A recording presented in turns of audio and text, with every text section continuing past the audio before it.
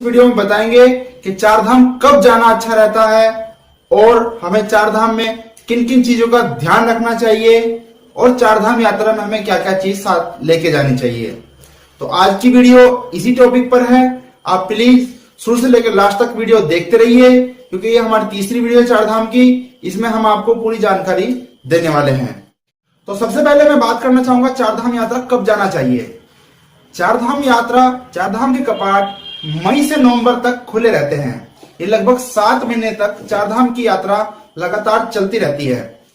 ये मई में हर साल चारों धाम के कपाट खुलने और बंद करने की एक तारीख निर्धारित की जाती है। तो लगभग मई में वह कपाट खुलने की तारीख रहती है और नवंबर दिवाली के बाद तक ये चारों धाम के कपाट बंद हो जाते हैं। इसलिए आप इसके बीच कभी भी अपनी यात्रा कर सकते हैं। और अच्छा टाइम की बात करें तो मई और जून में आपको सबसे ज्यादा श्रद्धालु चार धाम की यात्रा में मिलते हैं। इसमें कुछ समस्याएं भी हैं, जैसे मई जून में ज्यादा श्रद्धालुओं के जाने से सभी चीज महंगी हो जाती है। जैसे होटल भी महंगे हो जाते हैं, बस का किराया महंगा हो जाता है, टैक्सी भी महंगी हो जाती है और आपको मंदिर में दर्शन करने में भी कम समय मिलता है। लंबी लाइन भी होती है, उसके बावजूद भी आपको मंदिर में कम समय मिलता है दर्शन करने के लिए।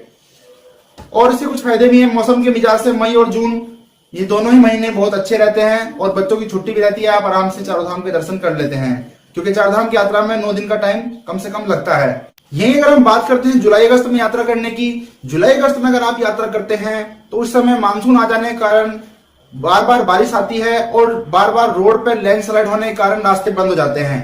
अगर आप बाई रोड यात्रा करना चाहते हैं तो मेरे हिसाब से इन जुलाई अगस्त के महीनों में यात्रा करें अगर, तो मौसम के हालात को देखकर ही अपना प्रोग्राम सेट करें, वरना रास्ता बंद हो जाने पर आपको 2 से 4 दिन तक ज्यादा भी लग सकते हैं यात्रा में। तो इसलिए सोच समझकर मौसम का मिजाज देखकर ही जुलाई अगस्त में यात्रा करें।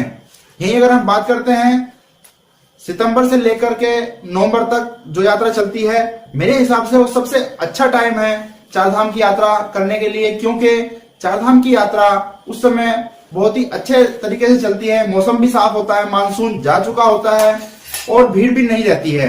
आपको भीड़ ना होने के कारण सभी जगह होटल भी सस्ते मिलते हैं, टैक्सी भी सस्ती मिलती है और सबसे मेन बात है कि आपको मंदिर में दर्शन करने के लिए कोई लाइन नहीं मिलती और आपको मंदिर में बड़े आराम से दर्शन करने को मिलते हैं। आप मंदिर में अच्छे से दर्शन कर सकते हैं, आराम से भगवान के दर्शन कर सकते हैं।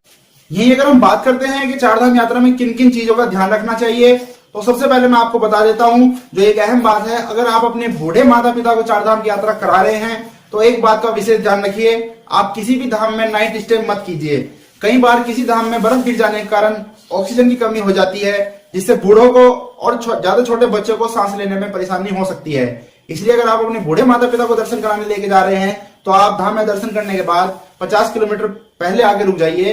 वहां पर ऑक्सीजन वगैरह सब ठीक रहता है, वहां पर बर्फ गिरने की इतनी संभावना नहीं है। वैसे हमने पिछली वीडियो में बताया हम आप नाइट स्टे कहां कहां कर सकते हैं। यही अगर हम बात करते हैं कि हमें चार धाम की यात्रा में क्या क्या सामान साथ लेके जाना चाहिए, तो कुछ जरूरी सामान है। जैसे सबसे पहले आप एक फर्स्ट एड बॉक्स बना लीजिए, उसमें सभी तरह की दवाई अपने पास रखिए और जो कि आपको समय पर बहुत काम आएगी। और साथ में ही आप अपने कुछ ऊनी वस्त्र रख लीजिए, ऊनी कपड़े रख लीजिए जो धाम में ठंड होने पर आपके काम आएंगे। और साथ ही कुछ ड्राई फ्रूट्स और सूखा नाश्ता भी आप अपने साथ जरूर रख लें और पानी को पर्याप्त मात्रा में अपने पास रखें। कई बार ऐसा होता है कि रास्ता बंद हो जाने पर हम खाने की जगह तक नहीं पहुंच पाते हैं, तो हमारे सूखे नाश्ते उस समय बहुत काम आते हैं। और पानी को आप ज्यादा मात्रा में अपने साथ रखें। कई बार पानी मिलने में बड़ी समस्या हो भी जाती है। वैसे सभी जगह बाजार है, मार्केट है, आप आराम से सब कुछ खरीद सकते हैं, लेकिन फिर भी आप पानी की मात्रा अपने पास बनाए रखें।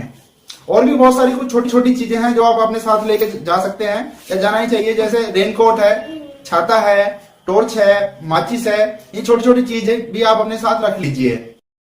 और अगर बात करते हैं आप अपना वाहन, अपनी गाड़ी चार धाम यात्रा लेके जा रहे हैं तो उसकी कुछ चीजें, टेक्निकल चीजें जरूर जांच करा लें। जैसे brake disc, hand brake, clutch plate और स्टीयरिंग, गाड़ी के टायर, ये सब चीज अच्छे से पहले चेक करा लें, तभी आप लेके जाएं। और आप किसी भी तरह का नशा करके वाहन को बिल्कुल ना चलाएं क्योंकि रास्ता बहुत ही घुमावदार है। बड़े ध्यान से आप ड्राइविंग करें और साथ ही वाहन में कैपेसिटी से ज्यादा सवारी को न बैठाएं। वाहन को पार्क करते समय आप वाहन का हैंड ब्रेक जरूर लगाएं और वाहन को बीच रास्ते में खड़े करने के बाद फोटोग्राफी बिल्कुल ना करें। छोटे रास्ते हैं इसलिए वहां पर फोटोग्राफी बिल्कुल ना करें। फोटोग्राफी करने के लिए आप गाड़ी साइड में पार्क कर सकते हैं, तो उसके बाद आप आराम से फोटोग्राफी कर सकते हैं। अगर ये वीडियो आपको अच्छी लग रही है और पिछली भी वीडियो आपको अच्छी लगी है तो प्लीज लाइक जरूर कीजिए, क्योंकि लाइक करने से हमारा साहस बढ़ता है और हम आप तक जानकारी पहुंचाने में हमें अच्छा लगता है। धन्यवाद।